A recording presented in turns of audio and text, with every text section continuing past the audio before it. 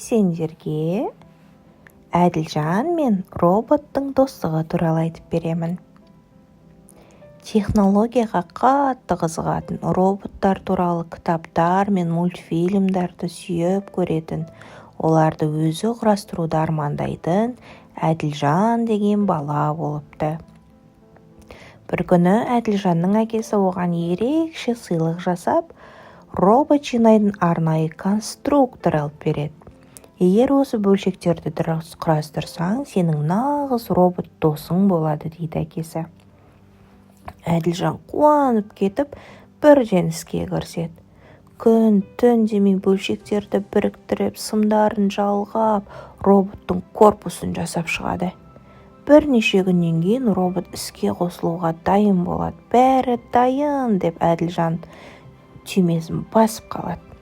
Кенет роботтың көзі жанып, ол: «Сәлем, менің атым Робби, сенің досың болғым келеді», дейді.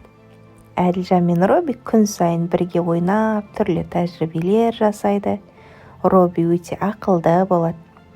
Ол математиканы тез есептеп, қызықты әңгімелер айтып, үй тапсырмасын орындауға көмектеседі екен. Бір күні мектепте үлкен сайыс болады, болашақтың өнертабысы деген. Әділжан ойланбастан Робби туралы жоба жасауға шешім қабылдайды. «Мен сен туралы бүкіл қалаға айтамын», дейді Әділжан. «Бұл керемет болар еді», деп жауап береді Робби.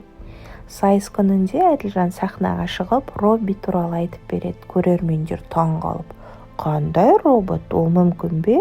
Робот қалай жұмыс істейді?» деп таң қалады.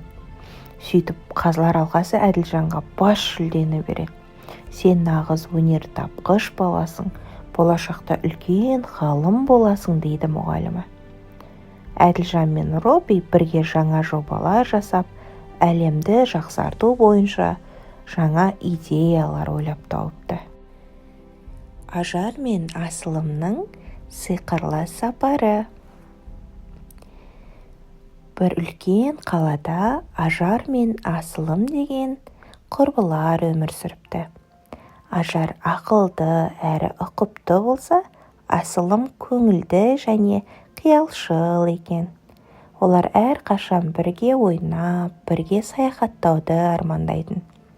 Бір күні олар кітапханаға барып, шаң басқан көне кітаптарды тауып алады.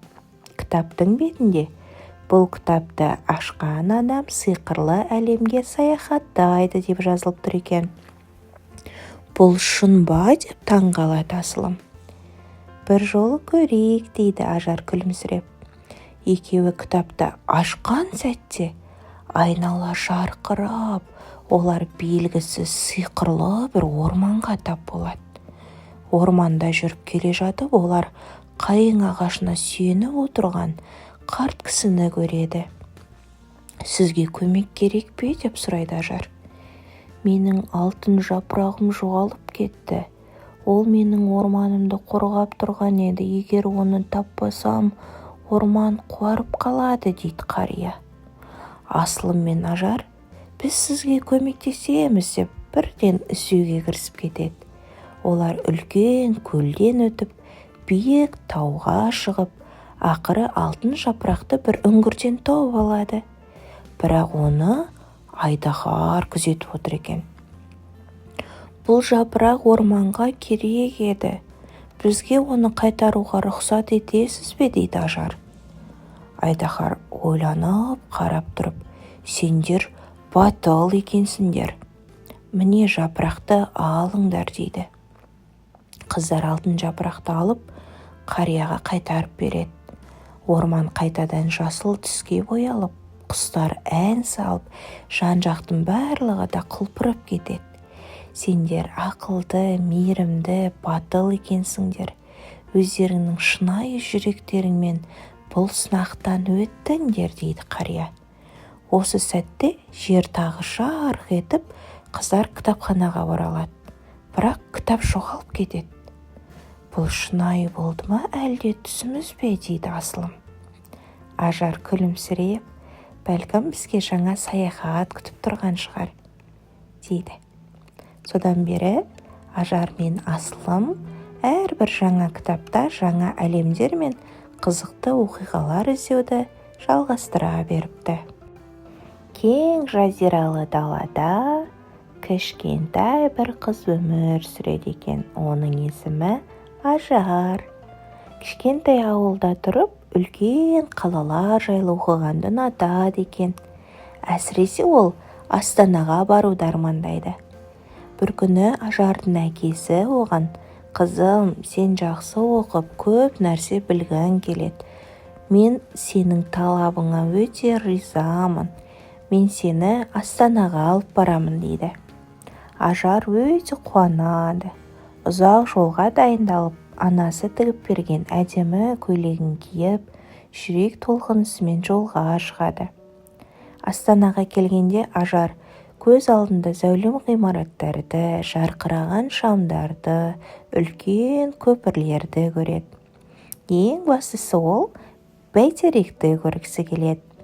«Әке, біз бәйтерекке барамыз ба?» деп сұрайды. «Әрине, қызым, ол сенің арманың ғой», деп әкесі күлімсірейді. Ажар бәйтерекке көтерілгенде бүкіл қаланы биіктен көріп таңғалады. Ол қолын жүрегіне қойып, «Мен де осында оқып, үлкен адам боламын», деп тілек тілейді. Сол күні олар ұлттық музейге, хан шатырға және Есіл өзенінің бойына барып, әсем қаланы тамашалайды. Ал кешке анасы Ажарға кішкентай сыйлық алып береді. Астананың бейнесі бар кәдесый алады. «Бұл сені әрдайым арманыңды ұмытпауға шабыттандырып тұрсын, қызым», дейді. Ажар күлімдеп рахмет айтады. «Және мен міндетті түрде осында қайта ораламын», дейді Ажар. Ажардың Астанаға алғашқы сапары оның болашаққа деген үлкен қадамына айналады.